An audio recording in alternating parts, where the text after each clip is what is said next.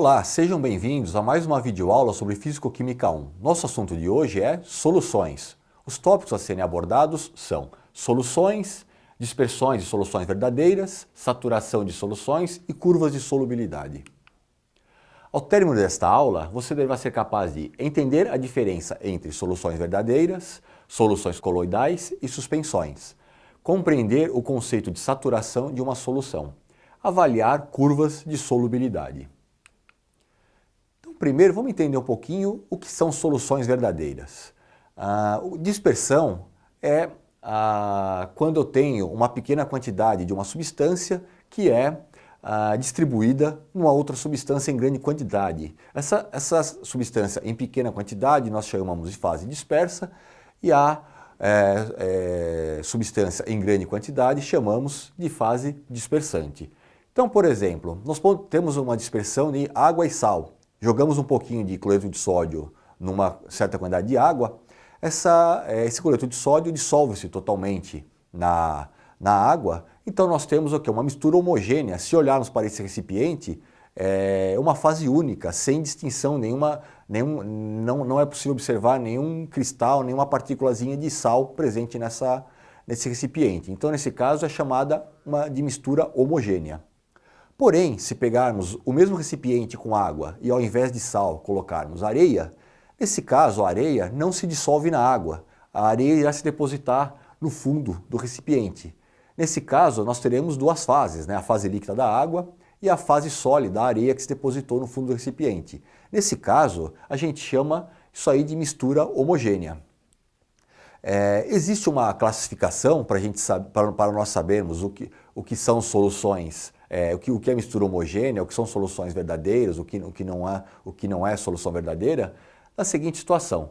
Soluções verdadeiras, o tamanho médio das partículas dispersas no líquido varia entre 0 e 1 nanômetro.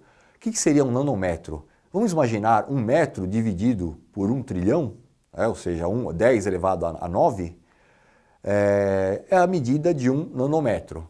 Então, ou seja, a olho nu, se nós olharmos para esse recipiente, vamos enxergar uma mistura totalmente homogênea, porque nós não somos capazes de enxergar partículas com dimensões aí de 1 nanômetro. Nós temos as chamadas soluções coloidais, quando as partículas dispersas nesse dispersante possuem dimensões entre 1 e 1000 nanômetros.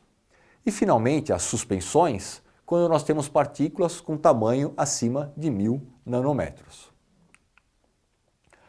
Então, vamos focar agora o nosso estudo nas soluções verdadeiras. O que é uma solução, então? Uma mistura homogênea formada por duas ou mais substâncias. Então, no caso, nós temos a substância que está em pequena quantidade é chamada de soluto, a substância que está em grande quantidade é chamada de solvente. Nós podemos ter 2, 3, 4, vários solutos dissolvidos em um único solvente. Exceto quando eu falar diferente, vamos considerar sempre como a fase solvente sendo água. Okay?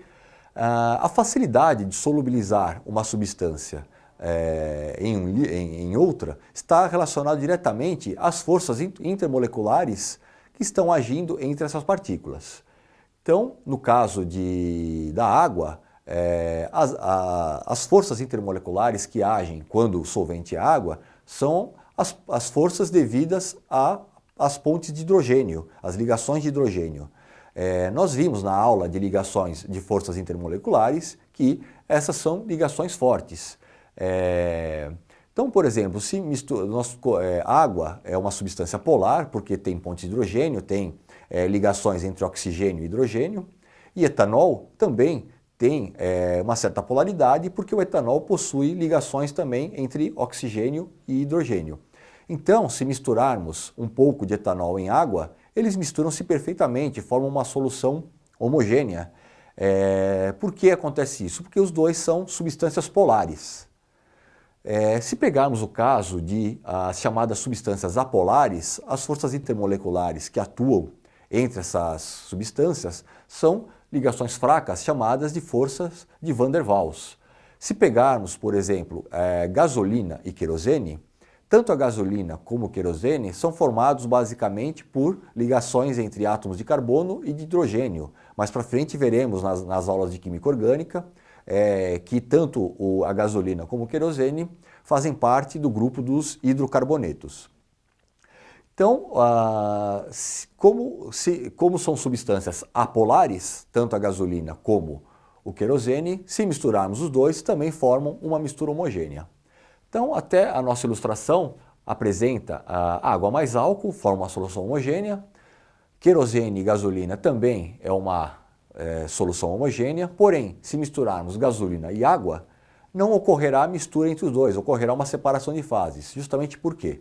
Porque a água é chamada de solvente polar, tá?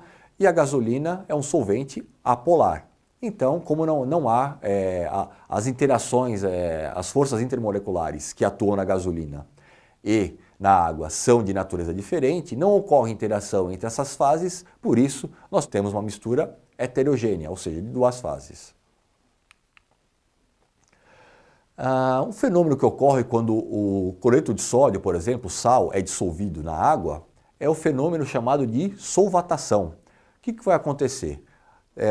Nós vimos o que é o cloreto de sódio? É a combinação de um cátion de sódio, Na+, com um ânion cloreto, Cl-.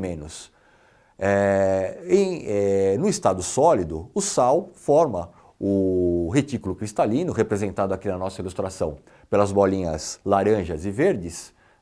Os íons cloretos são as bolinhas laranjas, os íons de sódio são as bolinhas verdes. Quando esse retículo cristalino é colocado em água, ele se dissolve perfeitamente na água, o que está acontecendo na verdade? Os cátions de sódio, Na+, são atraídos pelo oxigênio da água, ou seja, pelo átomo da água que tem uma tendência maior em ficar com as partículas, uma carga negativa.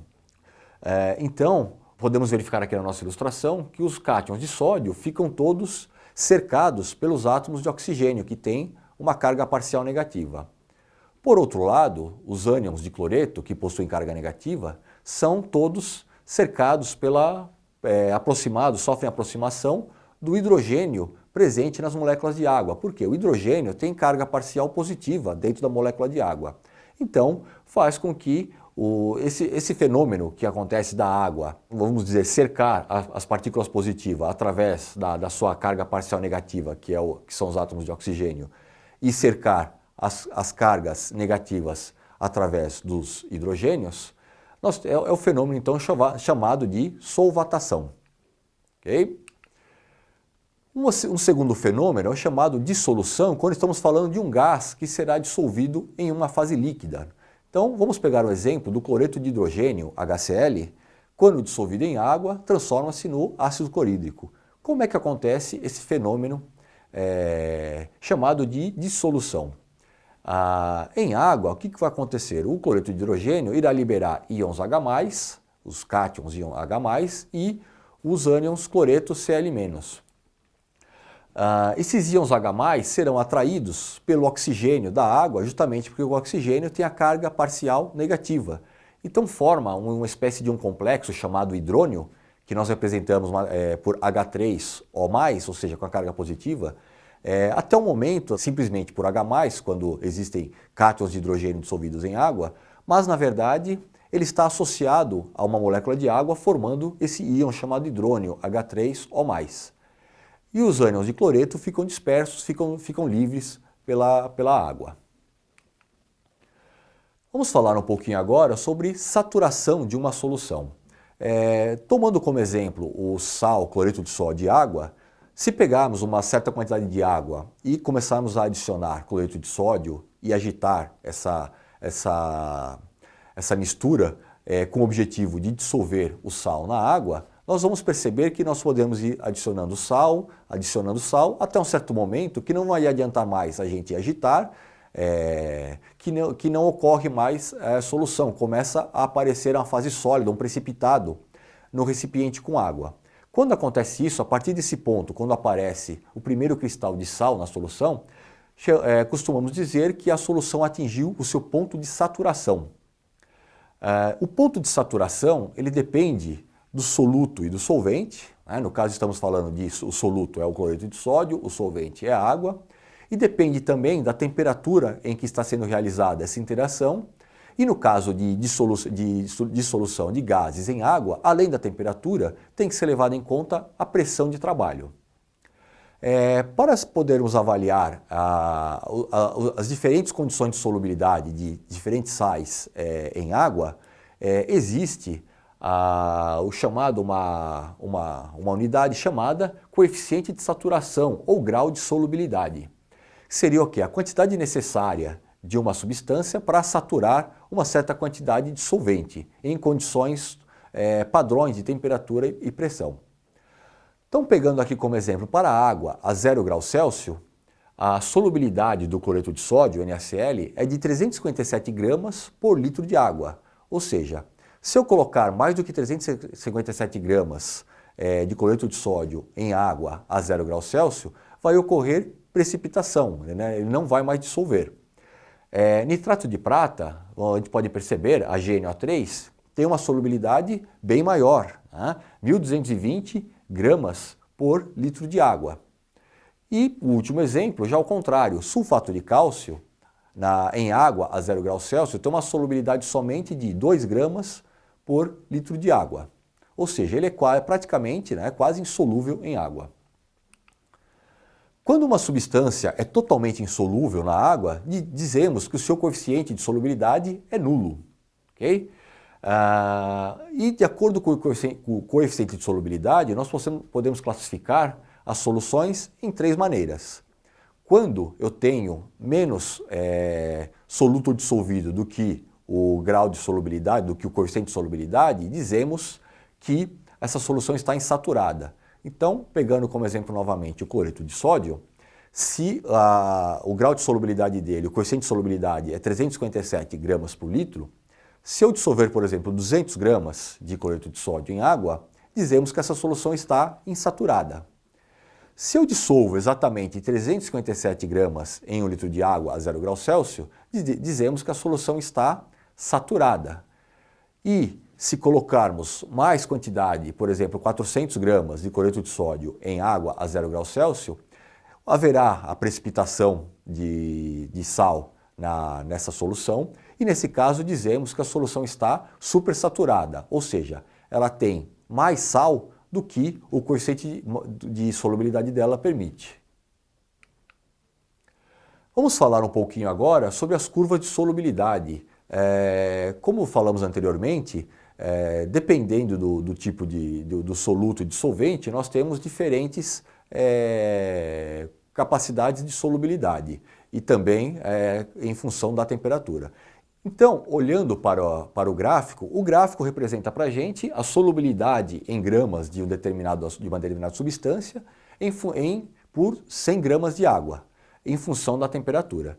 Então, se pegarmos a curva do NaCl, cloreto de sódio, a curva rosa, nós percebemos que o cloreto de sódio tem pouquíssima variação da sua solubilidade em função da temperatura. Tá? Se olharmos a 20, 40, 60, 80, 100 graus Celsius, a solubilidade dele permanece constante.